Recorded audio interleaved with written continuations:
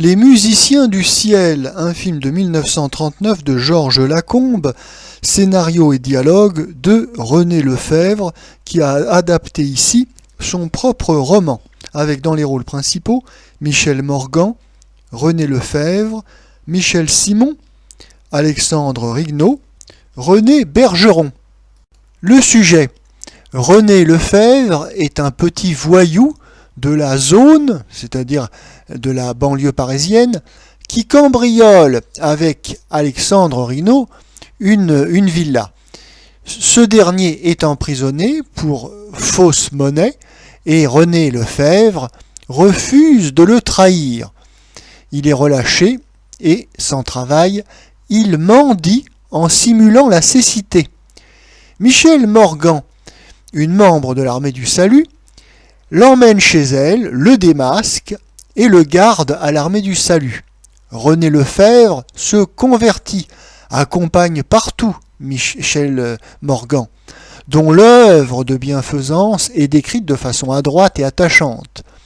Épuisée, elle meurt la nuit de Noël. René Lefebvre, qui est devenu un membre de l'armée du salut, est désespéré, mais il vivra pour continuer l'œuvre et celle qu'il a sauvée. Le cinéma en 1939 s'intéresse beaucoup à l'armée du salut. Alors il y a les Musiciens du ciel, il y a également La charrette fantôme, où sont mis en scène les membres de l'armée du salut qui luttent contre la misère. D'ailleurs, plus généralement, on peut dire qu'en 1939, le cinéma s'intéresse beaucoup au thème des quartiers populaires, déshérités, et à la lutte contre la misère en général. Nous avons Quartier sans soleil, 1939, nous avons un film qui est commencé en 1939, Notre-Dame de la Mouise, qui sera présenté en 1941. On en a un autre, Les Anges Noirs, en 1939, donc il y a réellement un intérêt pour ce thème social.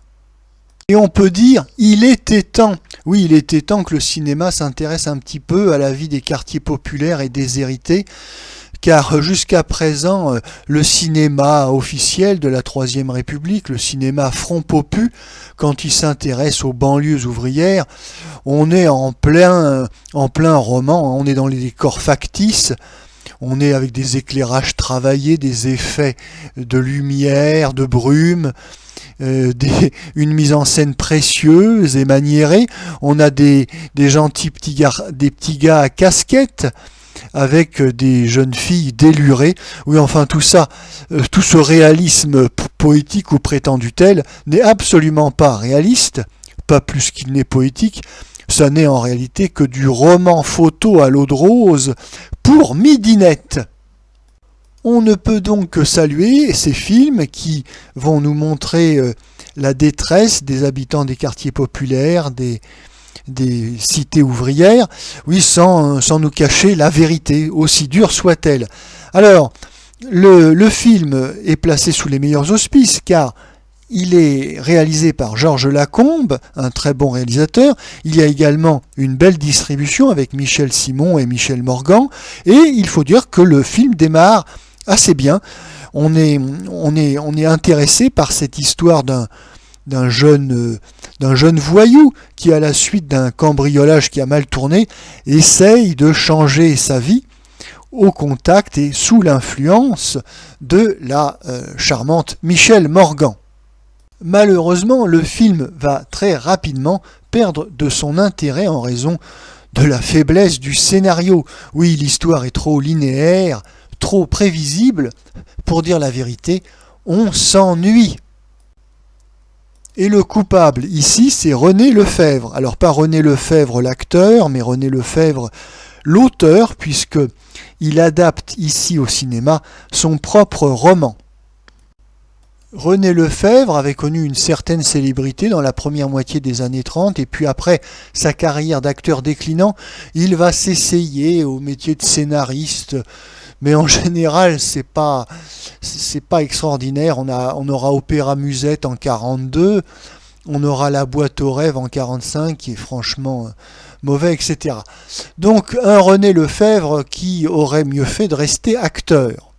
D'ailleurs, le plus souvent, les acteurs auraient tout intérêt à rester acteurs et à ne pas se mêler d'autre chose, ce qui est assurément le cas pour René Lefèvre, qui est certes un personnage assez gentil, assez naïf, peut-être un peu bêta, et qui en tout cas avait bien fait rire la rédaction de Je suis partout lorsque, en plus d'être communiste, il avait essayé de devenir franc-maçon.